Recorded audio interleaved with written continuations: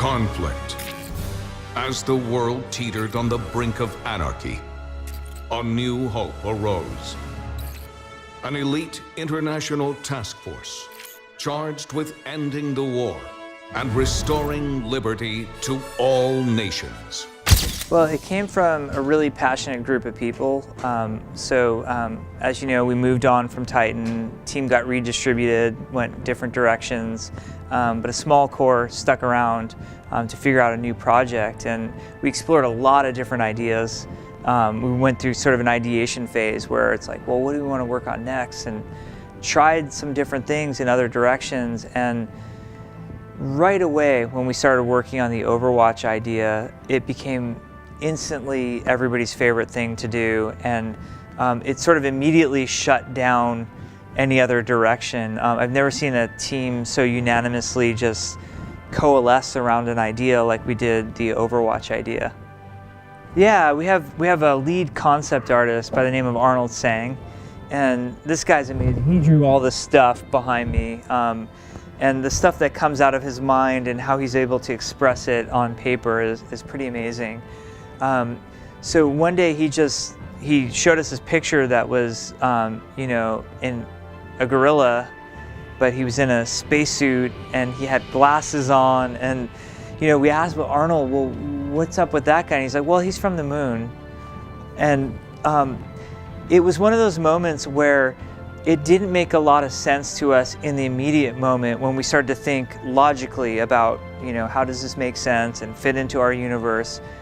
Instead, it instantly inspired us that that's our universe, it has to make sense, it's our job to figure out how that makes sense because we want him in the game. So I think you find the team inspiring each other in many ways, so that Arnold story I think is a great example. That was the team size being 6v6 was something we put a lot of time and a lot of thought in. It wasn't just an arbitrary number we came up with.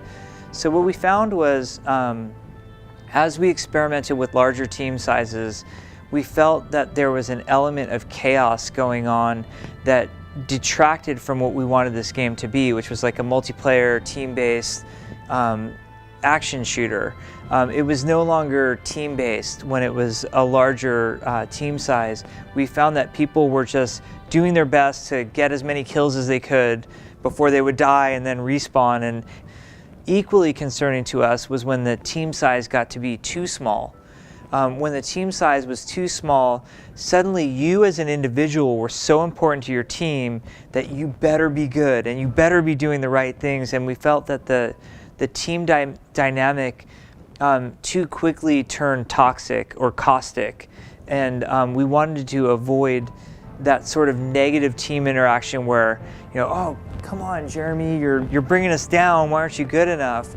It's just the opposite, by the way. Like, he's one of the best players of Overwatch, and I'm like usually the sore thumb in the group. But what we found with 6v6 for Overwatch, in the way that our game plays, 6v6 was sort of this magic number where you as an individual, if you were really contributing at a high level, could turn the tide of battle. Like a single really good player could take an objective or press the attack for the team or break the enemy team's defense.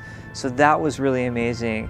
Yet on the other side of the coin, if you as an individual were struggling or having an off night, or maybe you're not a great player, or maybe you went AFK, your team could still win and play very successfully despite your negative contribution to the team. So that was ultimately what we were looking for, was a team size that felt very forgiving, yet made you as an individual feel like a hero and feel like you were contributing.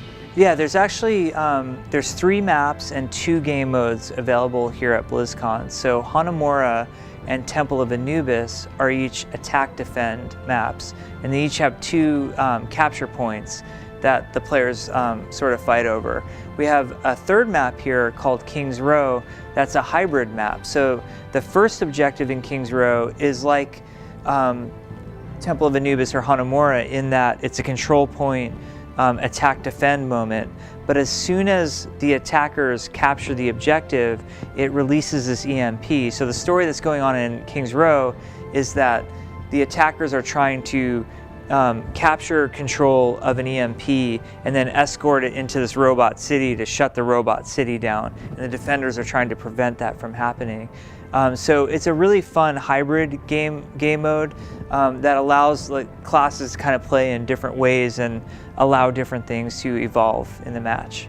Yeah, I think, well, early on we always recommend to players, in order for them to, get, the hang of Overwatch, it's like pick somebody and just stick with them for, 2 or 3 matches, kind of get what's going on.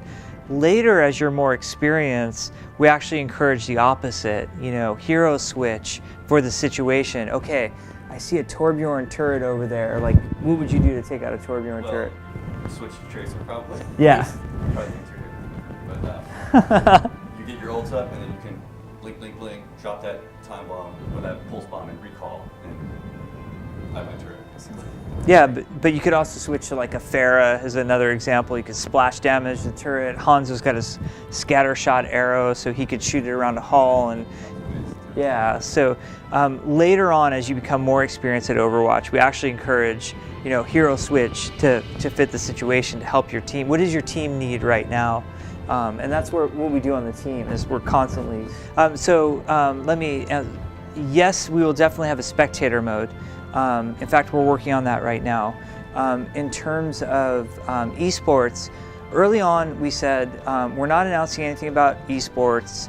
That's not really the focus. Our focus right now is making an awesome team-based multiplayer shooter that's very approachable to a wide audience, and we wanted to feature, this most dynamic cast of heroes that you've ever seen. That was our initial focus, and we wanted to make that experience be as completely fun on its own as it could be. With that said, the team, a couple months ago, somebody on the team started a tournament, and there's like 70 of us on the team, and the tournament became this amazing spectacle to watch, where some guys on the team, at first we were just watching the matches, and then a couple of our developers started shoutcasting it, just for fun, and they ended up getting really good at shoutcasting. Fast forward a couple months later into the tournament, we had other people from other teams at Blizzard, contacting us like, hey, is there a tournament tonight?